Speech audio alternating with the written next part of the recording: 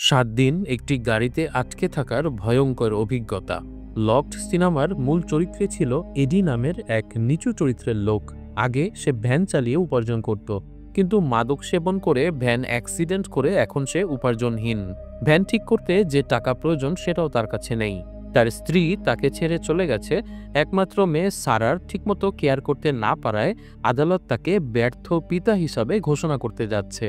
দ্রুত কিছু টাকা জোগাড় করার চেষ্টায় এডি একজন মেকানিকের মানিব্যাগ চুরি করে এবং লটারির টিকিট কেনে জেতার আশায়।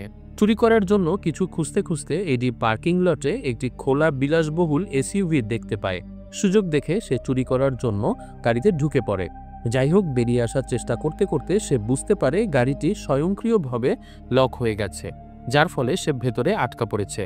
তার ফোনে কোনো নেটওয়ার্ক নেই এবং গাড়ির জানালাগুলো সাউন্ড প্রুফ এবং কালো রঙের হয়ে গেছে, যাতে সে সাহায্যের জন্য কাউকে ডাকতে না পারে।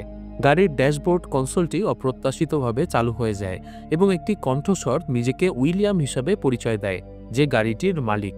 উইলিয়াম একজন ডাক্তার, যার জীবনের একটি করুণ ইতিহাস রয়েছে। তার মেয়েকে কয়েক বছর আগে এক হোমলেস লোক ডাকাতির চেষ্টাকালে মেরে ফেলে, কিন্তু আফসোসের বিষয় অনেক খুঁজেও পুলিশ সেই ডাকাতকে গ্রেফতার করতে পারেনি। এরপর থেকে সে এই গাড়িটাকে একটা টর্চার সেলে রূপান্তরিত করেছে। গাড়িটি আনলক অবস্থায় সে রাস্তায় ফেলে রাখে, যাতে শহরের চোরেরা চুরির উদ্দেশ্যে সেখানে ঢোকে, এবং তারপর এই গাড়িটি সে আটকে দেয় এবং লোকদেরকে যন্ত্রণা দেয়। সে গোপন ক্যামেরার মাধ্যমে এদিকে পর্যবেক্ষণ করে এবং গাড়ির বিভিন্ন ফিচার ব্যবহার করে তাকে ভয় দেখায়। কথা না শুনলে গাড়ির সিটে লাগানো যন্ত্র দিয়ে কারেন্টে শক দেয়। এডি গাড়ির গ্লাস ভাঙার জন্য পিস্তল বের করে গুলি চালায়, কিন্তু কাঁচ বুলেট প্রুফ হওয়াতে সেটি রিফ্লেক্টেড হয়ে তার পায়েই আঘাত করে। যন্ত্রণায় চিৎকার করে এডি আতঙ্কিত হয়ে উইলিয়ামের কাছে বারবার সাহায্য চায়, কিন্তু বদ্ধ গাড়িতে দীর্ঘ সময় রক্তপাতের কারণে একসময় এডির দৃষ্টি ঝাপসা হতে শুরু করে। তার হৃদস্পন্দন কমে যায় এবং রক্তক্ষরণের কারণে সে অজ্ঞান হয়ে পড়ে।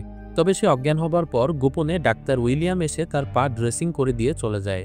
রাতে জ্ঞান ফিরলে এডি ক্ষুধায় তৃষ্ণায় পানি খুঁজতে থাকে, কিন্তু সে একটা খালি বোতলে কয়েক ফোঁটা পানি আর একটা আধ খাওয়া চকলেটের টুকরো ছাড়া কিছুই খুঁজে পায় না। এভাবে ক্ষুধার্ত অবস্থায় রাত পার করে সে।